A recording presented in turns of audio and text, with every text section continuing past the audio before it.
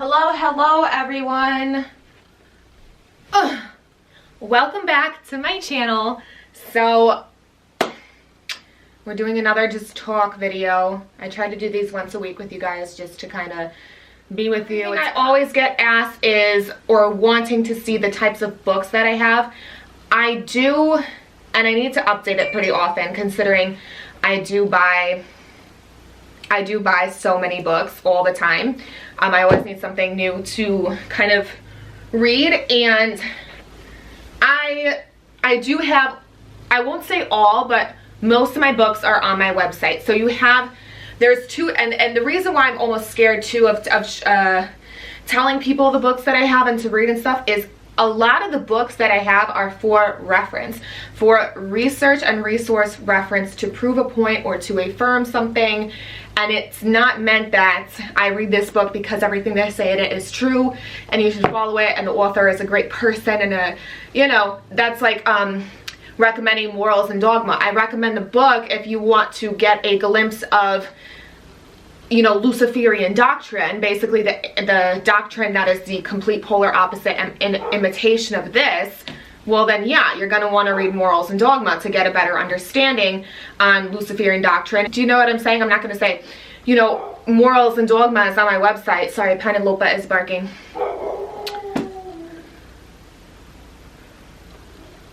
And like I always said as well, if you want to read something that is older, get the original book. Don't get a reprint. Like this would be considered a mass paperback reprint. This is just a copy of the English Standard Version Bible. I got a bunch of different, these were $2 on Amazon. The New King James Version. I got a lot of these type of Bibles because I compare verse changes quite often. So I don't need to get, an expensive fancy brand. It's mass paperback. Don't get mass paperbacks. They change a lot. This is why I also say it becomes, listen, it becomes a little bit annoying when you have people comment on your videos and stuff of things they think they know because they read an online article or they read one book or they read a different version of the same book that was reprinted, or you know what I mean. You have to get an understanding, and this is why I write and I list all my books on the website, is because if you truly want a true understanding, you have to do so much work and so much reading. It is intense, and this is why it is intense. If you want to know this book, it's intense. I'm telling you.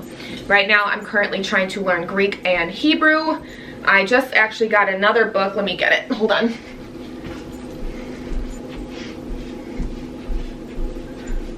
I got this one, Learn to Read New Testament Greek. I actually have Greek. I've been trying to learn Greek back in 2019 when I went to Greece. I wanted to learn Greek, and the only thing is the Bible uses different Greek than our current Greek. It's kind of similar in a way. It gives you like a little background. But that's the other thing that I wanted to mention really quickly is when I say I recommend the King James Version, not the New King James Version, not the New King James Version. That's this one. It is very different. When I say I recommend it and then this is the version to go with, is because it comes from the received text. But again, it was still translated. What you want to do if you really want authentic translation, because I have found a couple errors, one pertaining to divorce, and if you want to know the true translations of these things and stuff like that, you want to be able to translate the Greek words. With that being said, it doesn't come directly from, you're going to need a lot of material to do it. It doesn't come directly from a Strong's. The Strong's Concordance, A, changes every year, or every time they release a new one. B, they only list certain definitions, so you need to go into further study. You want to get yourself a Webster's dictionary. That's also important. An actual dictionary, a hard copy book. Don't be like, what does this mean on Google? Don't do that. And you want to get Greek biblical term book. There's so much study. You can't just use, there's so many people who will be like, well, this word translates in the Greek to this. okay, you have to find out and break down that word. You have to find out if there's an A in front of it, if it negates it. In the Greek, for example, in Greek, if there's an A in front of a typical word, that negates that word. You have to understand the Greek language. You have to understand verb form. You have to go all the way back to what you learned in school that you thought wasn't that important about verbs, adverbs, masculine, feminine, and neuter gender. That's very important when you're translating a verse to the correct way, because if the gender, it helps to give you a lot of insight. And it's very, very deep. So if you translate, you're like, oh, this means this, because you looked at one translation. Well, look at the translation. There's usually another origin of that word, because it's usually broken down into 2 words. And then there's an origin there, and then it has a masculine, feminine, or neuter gender. And there's a lot that goes into it. So when I say King James, this is the book that you are supposed to have, but you want to make sure that you're accurately, it's translated very well. There are a few errors in it, but it's from the received text, the Textus Receptus. This is why you want to read King James. If you want further understanding on verses, then I suggest to learn Greek and to learn Hebrew. And yes, you know, it's a narrow road to heaven. You know, you got to do the work. It's a big deal, and that's why I've been obsessed with it. I don't know what God came over me, you know. I don't know. I have no idea what came. I don't know what happened. It's just that's what's happening. I can't like control it. So I'm constantly learning these things. So that's why I recommend that. I will put up my new books on my website. I update it very frequently. So on my website you'll see, you know, religious further study and resources, and it'll be a bunch of different books. Some of which, you know, you should read, and some of which you shouldn't take to heart, and it validates a different point, particularly because I do exposing, I research, and I do it for the sake of these videos. So I need multiple different books. I do not trust online sources. I do not get my information from memes, and I don't get my information from different people's other videos. They're usually incorrect, and I do the hard work of the reading. And you can't read one book on one topic. You need to read multiple books, and then the more, you know, you guys know I've been reading for a very long time. I'm not, you know, old, but I read a lot, and the more you read, the more you see completely different walks of life and different books, and you start to see, and things start to come out, and they all kind of form together, and that's where you can kind of draw that truth line there. So really quick, a couple new books that I got, and I think more are coming in the mail today, but what time is it? I don't think the mail has come yet. This was one of them, the Learn to Read New Testament Greek Expanded Edition by David Black. I'm getting more books on this.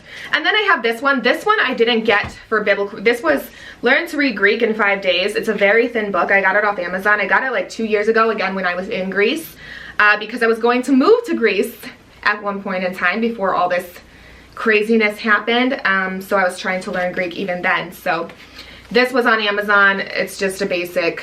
You want to know the letters, because when you look up, when you have an interlinear, which is also essential to have if you are studying the word, you need to have an interlinear. When you're looking up, you need to know the letters of the Greek alphabet. You need to have the Greek alphabet memorized and what they look like. So it's like learning a new language, because then how do you know the words in Greek and interlinear and stuff? You know what I mean? You want to have control, and in order to have control of what you are reading, to understand the truth of God as He gives it to you, you want to know the letters, the Greek, that you want to know these things. It's important, you guys. I know it's a lot of work. I know to some people it may seem like really extreme, but you need to understand it. You need to understand how the language works and how the rules of the language, because there's, again, masculine, feminine, neuter, the words that negate other words, the A that negates the other word, the words come from this, the origin of the word, etc. You want to know if it's a pronoun, if it's a regular noun, if it's a verb, if it's an adverb.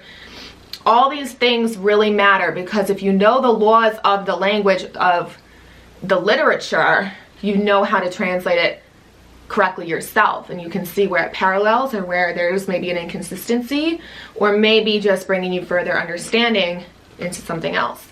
That makes sense. So the other books that I bought kind of recently, not this one, I don't know if I told you about, I've been studying a lot of feminism. I'm an anti-feminist. I don't believe in feminism. I do believe in, I believe in being a woman, if that makes sense. I don't know how to put it, actually. I need to figure out how to say that. I believe feminism, mainstream feminism, let me get it right. Mainstream feminism is just a nightmare. It's just, I don't know if you guys have ever seen, and it's just so hypocritical, and it's not consistent in their ideologies and philosophies. It's not consistent at all. I've been reading this book called The Church and the Second Sex, and it's good. It is good. It talks a lot about the, what is it called? The Hakalah? The Hakalah? Halakha? Ugh, the Jewish law, whatever the name is for that. The halakha, right? The halakha.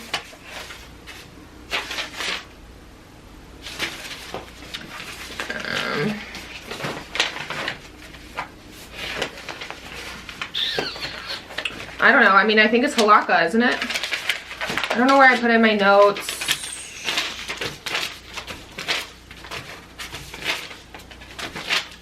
Halakha.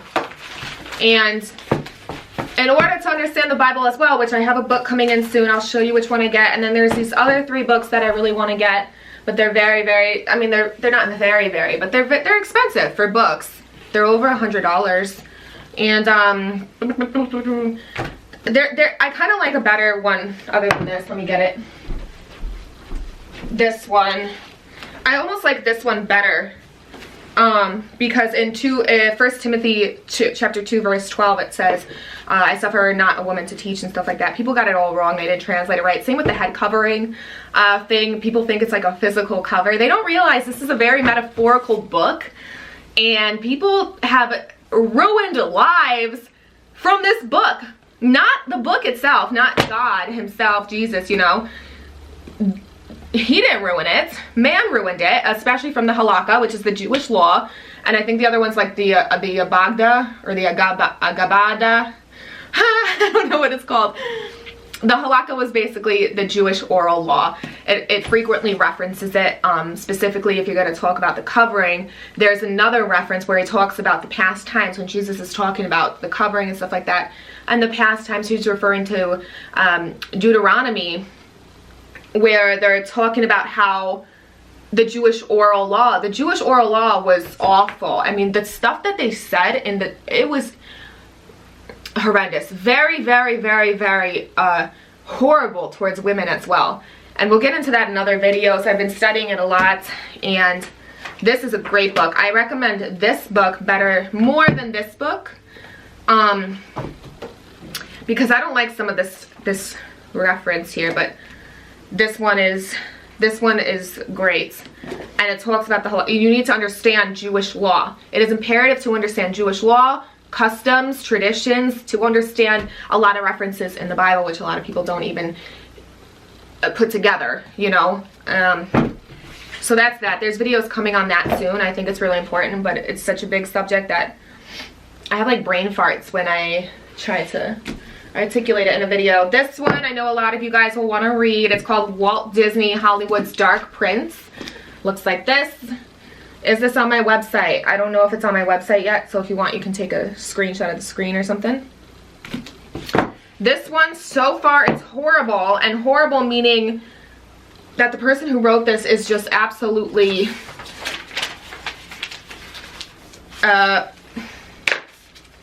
just not of God. The other disturbing part so I got this book, The History of the Devil and the Idea of the Devil by Paul Karkaris. It looks like this. It's very big, and I have only gotten like this far in it so far, but it's very good because I talk a lot about how a lot of the gods or the devil, whatever, is like the same in different cultures. They are the same person with a different name. I've talked about this many times in many of my videos. And when I was reading this, I got this off thrift books, so it's used. And what's even more disturbing about this book, and it's like, ew, do you even know the hands who touched it and read it? Because there's like this picture in here of this erotic museum art, and it's like a bunch of I don't even think I can show it. But it's a bunch of Chinese men with like giant male parts sticking out. And it's just like, it's just disgusting, because who was reading this, you know? And it's like, wow, why am I reading this? But I'm reading this because I want to know for, you know, research type things. And it is good for that. Some of it is a little off. But it's like, wow, can you imagine who's reading this? Because like they're going to erotic museums. To me, that's super bizarre. This one is interesting. It kind of has nothing to do with nothing, but it's called The History of America's Future, 1584 to 2069. It's called Generations, and they did talk about the stuff that was happening in 2020, so I was just like, what else do they say? And it was just kind of like an entertaining more type thing. It's very big, and I haven't really gotten around to it because it's not on my priority list, but that was that. So again, all my books. Now, on my website, when you see the resource page, there's another page and it says the books that I do recommend reading. You know, if you just want to read to kind of get a better idea of certain things that I recommend reading if you're not doing things for research purposes. Because again, I don't recommend having some of the books that I have in your house. I specifically read them to learn and research things. I don't read them for fun. I don't read them to learn how to, you know, worship the devil or something. I read them for specific purposes. I don't recommend, if you're not on that like same research journey, or you're not maybe putting out your own research for yourself or whatever it is that you're doing, I wouldn't recommend it. So I put that disclaimer on my website too to make sure. Other than that, I've just been, you know, I've been trying to plant, although I'm a little early with planting, and then I've been trying to just kind of stay afloat. I've been going through trial after trial after trial lately, and I just don't know when it's gonna stop. And it won't stop, you know, like I talked about in my last video, that these are just waves that people need to go through. And in the Bible, Peter actually talks about how you have an inner man and an outer man. The inner man is with God, you know, like what Christ wrote on your heart, and the outer man is the part of you that wants like the fleshly things, the carnal desires, the things of this world. I believe it's in Romans. Where's my Bible? Let me see if I can find it for you guys. Romans.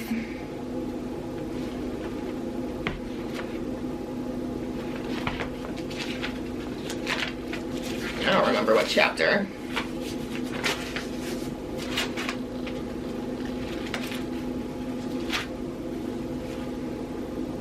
Romans chapter 7, it talks about the inner man and the outer man and how one is put to death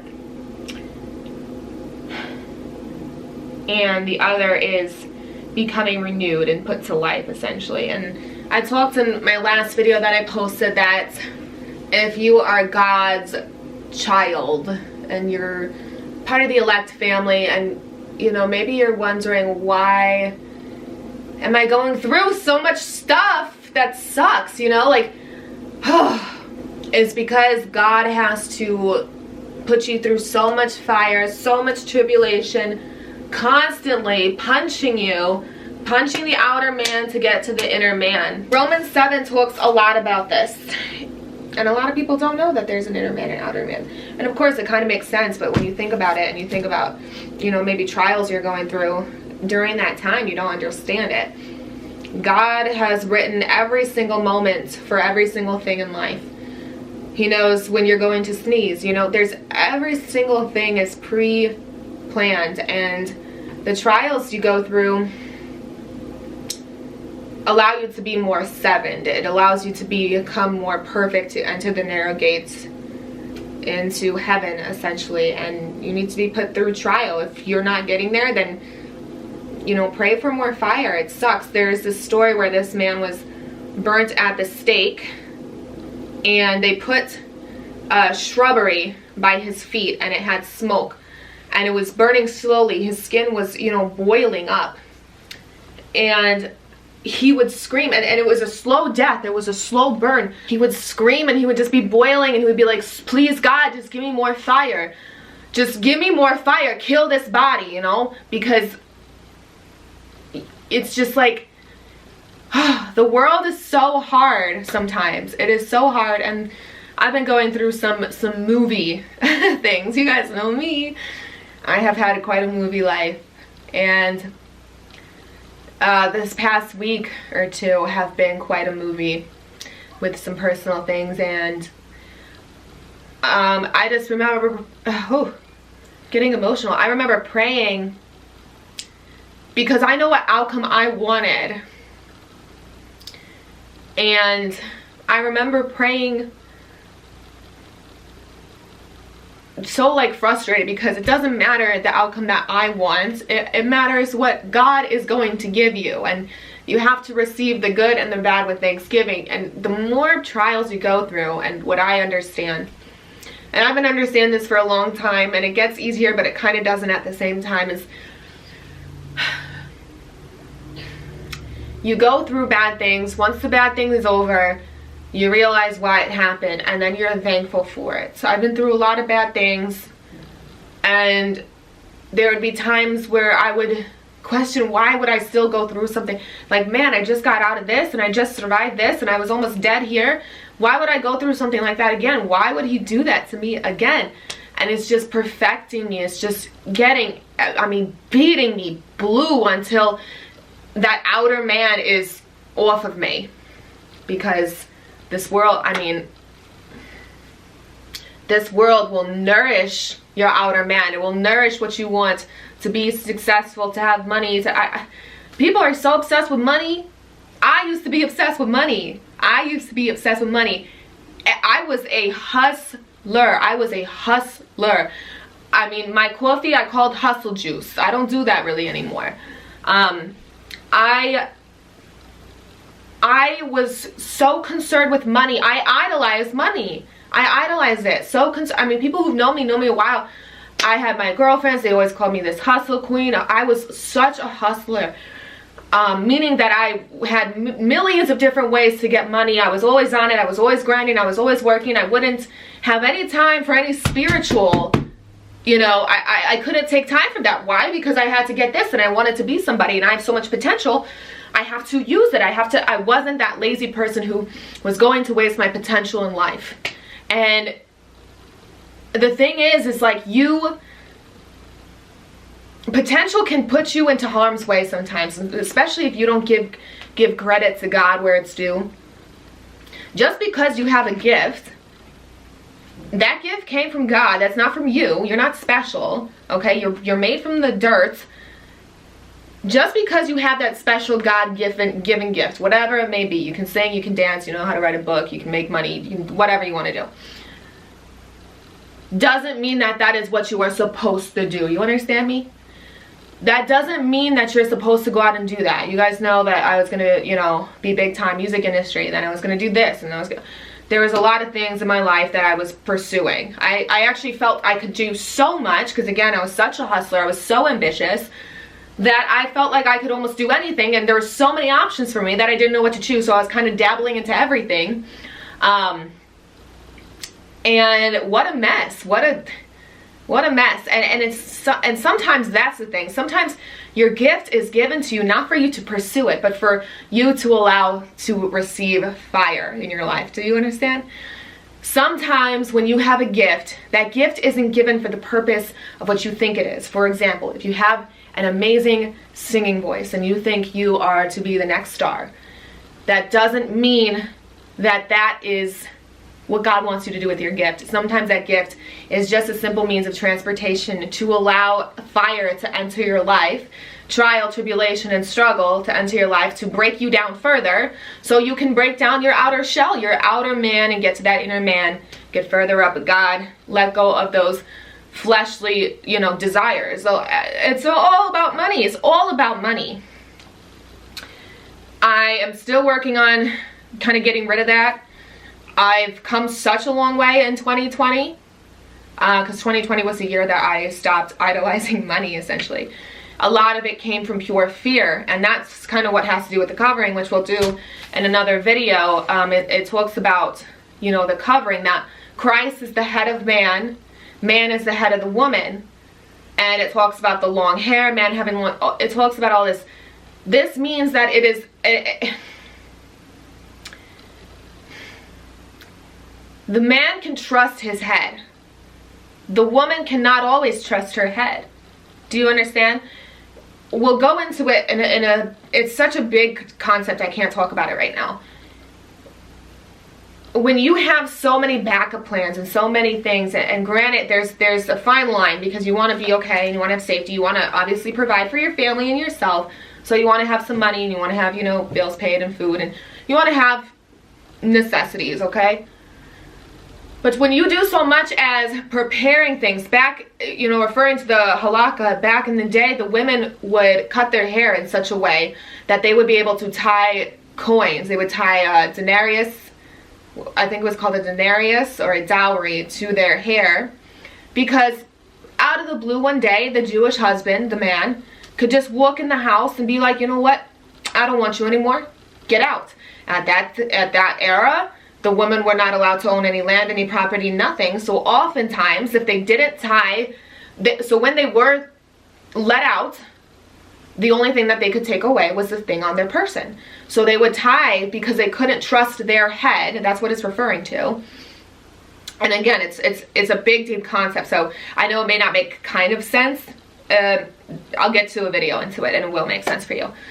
And the women would tie because they needed to have that security. They couldn't trust their head all the time. Sometimes you were lucky, you had a great man and you could trust, but it was very, I mean, back then it was very uncommon. And it was a shame for a man to have that, because it was a shame for a man, it said, to have long hair. And it was referring to a man. All men had long hair back in that day. It wasn't talking about actual long hair. This is what baffles me with people. They take things in a metaphorical book so literal. Again, it's a language. You need to understand the language, and you need to understand the cultures and the idioms and everything involved. It wasn't a shame for a man to have long physical hair. It's a shame for a man to prepare for unexpected tribulation type thing when Christ was his head, because he could trust Christ. So God took that as an offense. It's a shame for a man to act as though God isn't in his life, providing for his needs and taking care of him, doing what his will desires, if that makes sense. Where a woman unfortunately had to do that because her head was the man, although she could go over the man into Christ.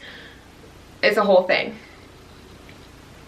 I don't know what brought that up. I lost my train of thought, but I don't know, I kind of have this like vibe in the air that I feel like everyone is kind of going through some things, some hard things. I am as well, and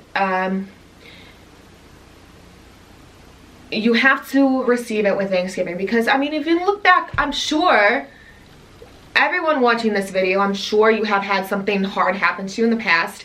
Here you are alive today. Can you think of, are you resentful of it?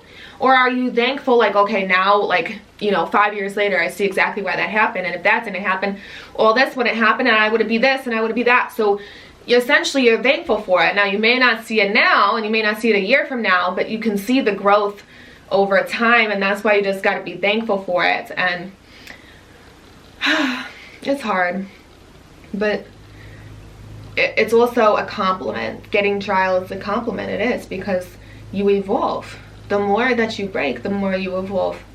The more you break that shell of that outer man, and you grow inside. I don't know if you ever, I can't get along with spoon-fed people. I was never spoon-fed growing up. I can't get along with them. They are so, and a lot of people too who don't think they're spoon-fed are like very spoon-fed. It's just a vicious cycle. And I can't get along with them because they just don't have any basic grasp or understanding. They're not deep, they're not thorough, they're not vigilant, they're not anything. And I can't get along with them. It's like I can get violent talking about the weather with somebody. I can't do small talk. I can't do it. not physically violent. It's a figure of speech. I'm not being, you know, I'm not like throwing hands. I'm just saying that small talk really doesn't do it for me. I got this mini Bible to keep in my purse. I like it. And I put these little tabs on it. Anyway, I just wanted to check in with you guys and kind of talk here and there. Yeah, I do need to get going soon. I need to eat something. So, hopefully you guys like these videos still. So feel free to consider supporting me on Patreon, subscribing, sharing my content, because I am still suppressed. So with that being said, I'll check out my website if you want any of the book recommendations or sources and things like that. Feel free. And with that being said, I will see you guys in my next video. Thank you so much for watching.